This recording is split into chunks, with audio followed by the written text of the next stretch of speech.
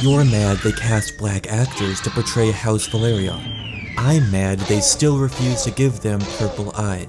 We are not the same. On that controversial note, let's discuss the biggest and most personally aggravating visual changes that HBO's adaptations have done to massacre George Martin's books. Valyrians are supposed to look kinda weird. Not ugly, mind you, but a striking, inhuman beauty. George Martin said he wanted Valyrians to be a race apart, with distinctive features from the rest of the Westerosi, most notably the silver hair and purple eyes, but also fine chiseled aristocratic features. Typically, this means long, thin noses, sharp jawlines, strong defined chins, high cheekbones, etc. I'm not denigrating HBO for being unable to stick to these features for every Valyrian they've cast.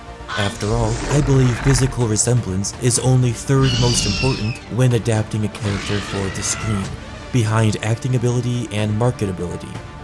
No, Thea Saban doesn't have a particularly long nose or prominent chin, but she's a fantastic actor. Matt Smith does actually look kinda weird and aristocratic, but he was cast for his acting chops. Have you seen him in The Crown? Oh my. And because he's a huge star, HBO could market the show around. So that's all fine, but come on people, this looks so much cooler. In 2010, they tried doing colored contacts with Tamsin Merchant for the unaired Game of Thrones pilot, and even for Tyrion. But apparently, to be wearing colored contact lenses every day you shoot is a nightmare. By the time Emilia Clarke replaced Merchant, they didn't even bother. I can respect this as a filmmaking practicality. And two, and this is maybe more important, everyone should understand that the Targaryens don't just ride dragons. They share a magical, psychic link to their dragons. Because of this, dragons only have one rider at a time, meaning nobody else can attempt to mount Caraxes except Daemon. Unless Daemon is carrying a passenger, of course. Dragons can be claimed by new riders when the old rider dies, but that's it.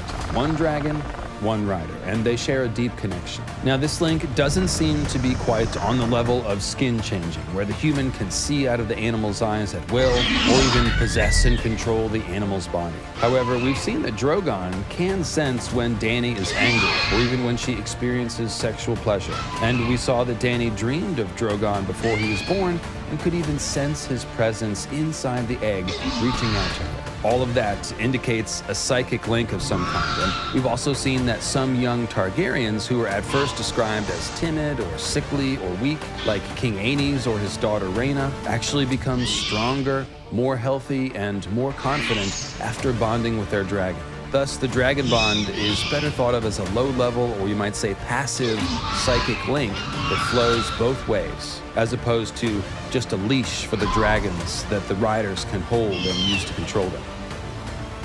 Biospecs include a heightened sense of smell and trained to respond to a pulse-coded laser targeting system, enabling it to isolate and track prey in complex environments. Voila! There have been hints throughout the series and the Duncan Egg novellas to suggest that Targaryens do have a tolerance to heat, highlighted on several occasions. Maybe when they reached the stream, he'd have a soak. He smiled, thinking how good it would feel to jump right in and come up sopping wet and grinning, with water cascading down his cheeks and through his tangled hair, and his tunic clinging sodden to his skin. Egg might want a soak as well, though the boy looked cool and dry, more dusty than sweaty. He never sweated much. He liked the heat. In Dorne, he went around bare-chested and turned brown as a Dornishman. It is his dragon blood, Dunk told himself. And what will he do as one of the most lethal dragon riders?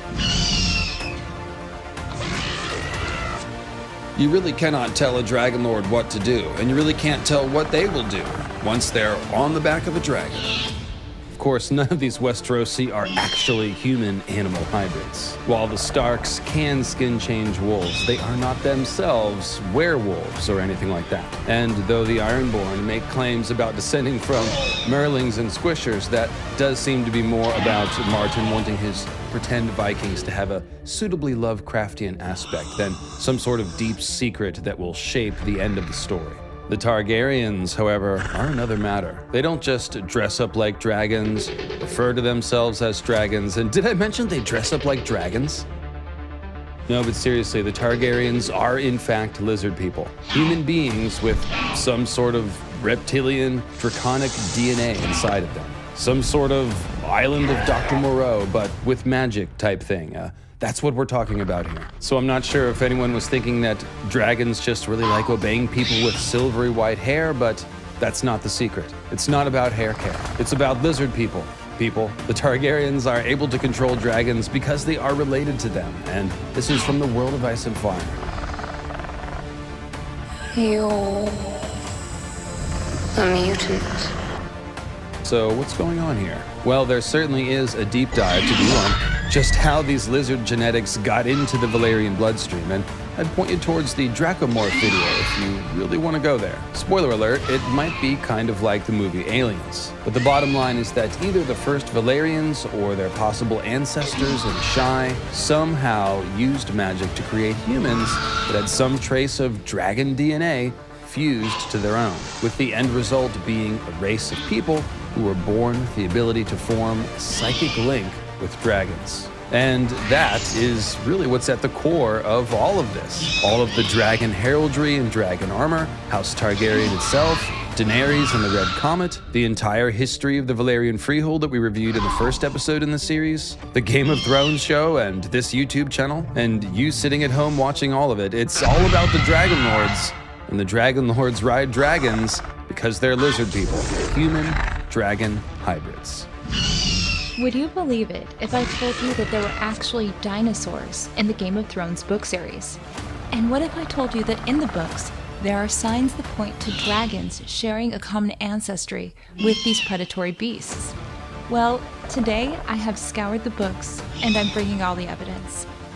So, as heretical as dinosaurs in George R. R. Martin's world may sound, you may be surprised to learn that there are some bipedal predatory lizards located just south of Valyria, within the continental landmass of Sithorios.